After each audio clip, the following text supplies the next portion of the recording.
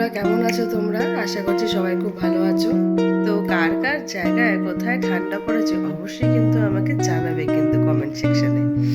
আর আমাদের তো তিনজনের মানে আমার ছেলের আর মেয়ের প্রচণ্ড ঠান্ডা লেগেছে, মানে প্রচণ্ড কাশি, সর্দি কাশি, যে কথাই বলবো সেটা আর বলতে পারছি না, ভিডিও আপলোড করতে পারছি না। যারা আমার ফ্রেন্ডে আসলে দেখতে অসুবিধা হয় যে আমি অনেকদিন ভিডিও দেখতে পাচ্ছি না, কেন কিনা প্রচণ্ড ঠান্ডায় কথা বলবো কি হাজার একবার কাশি শুরু হয়ে যাচ্ছে।